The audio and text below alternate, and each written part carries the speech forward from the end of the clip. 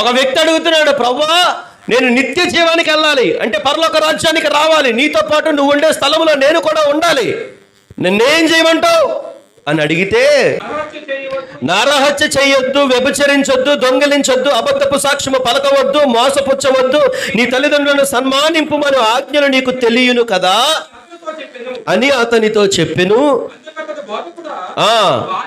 ఇప్పుడు ఈ వ్యక్తి అంటున్నాడు, యవనస్తుడు అంటున్నాడు ఏంటో తెలుసా, యేసు ప్రభు దగ్గరికి వచ్చి, ప్రభువా నేను నిత్య జీవంలో ఉండాలా, నీతో పాటు నీ రాజ్యంలో ఉండాలా, నీ పరలోకంలో ఉండాలా, ఏం చేయమంటావు ప్రభువా, ఏం చేయమంటావు ప్రభువా అని అడిగితే కొన్ని ఆజ్ఞలు చెప్పాడు, ఒక 6 ఆజ్ఞలు. ఈ ఆజ్ఞలు నీకు తెలుసు కదా, దొంగిలించకూడదు, వ్యభిచరించకూడదు, నరహత్య చేయకూడదు, అబద్ధపు సాక్ష్యాలు చెప్పకూడదు, నీ తల్లిదండ్రులను నువ్వు సన్మానించాలా అని చెప్పిన తర్వాత ఉన్నాయి కదా అంటే వెంటనే ఈ యవనస్తుడు చెప్పిన మాట ఏంటో తెలుసా, చిన్నప్పటి నుంచి నేను ఈ పాటించేస్తున్నా ప్రభువా అన్నాడు. స్తోత్రం చెప్పండి. హలో, చిన్నప్పటి నుంచి పాటిస్తున్నాడట. మరి మనం